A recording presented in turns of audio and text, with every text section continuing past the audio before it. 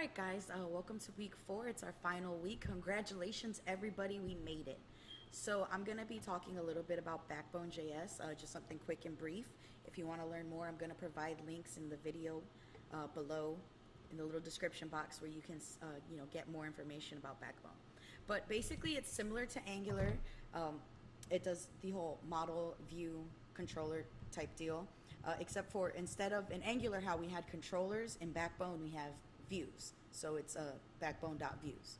And then you can also create models to create other applications, like when we had to do our to-do lists, we could use a Backbone model to create that. So just something really quick. Here's all the documentation on Backbone and some of the different things that it can do, what you can do with the views, like some of the things that it stands for. Something that we're going to see is EL, which stands for element. That's going to be basically, with DOM, what you're selecting, what you want to, apply the change to, or, your events here, what different events you can have, on, off, trigger, listen, stop listening. So you can read up more about that here on backbonejs.org. And so here I have a little bit of sample code, and what it is, it's going to be hello world. Right now what we have is div with the ID of container, and it's loading. So here you see that here. And what we do is we call our var app view, kind of like we would do in Angular. And then here, like I was saying, instead of having a controller, we would do backbone.view extend. And then L, which is the element container, because that's what we want to change, is this ID container. So like you can just simply hashtag container. If it was a class, you would do dot container. If you wanted to do div, you can just do div. You can change this around and just select the element that you want. Here, this is where it's going to actually render hello world.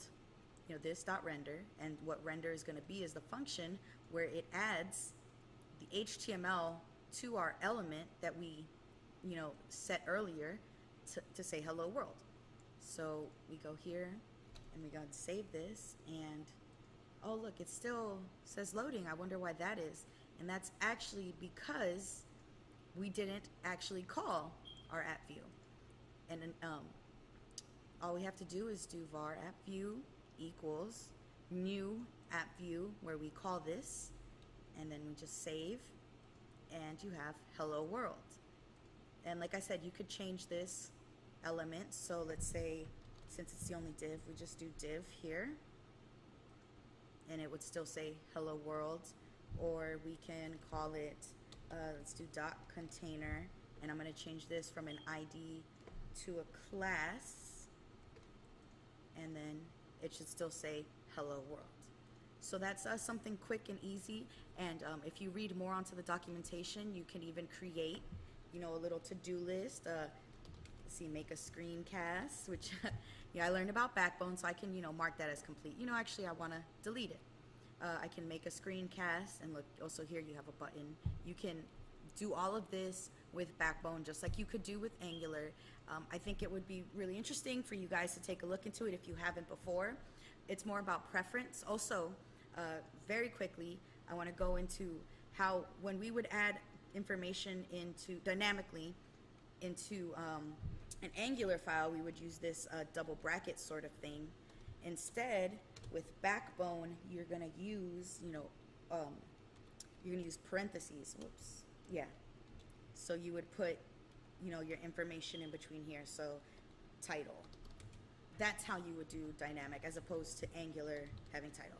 But like I said, you can read up more about Backbone and some of the other things that it does, and I will provide you guys with links. So hopefully this was just quick, helpful, and to the point, and kind of just got across how Backbone, does its simplest things. So thank you for watching, and I hope to hear from you guys.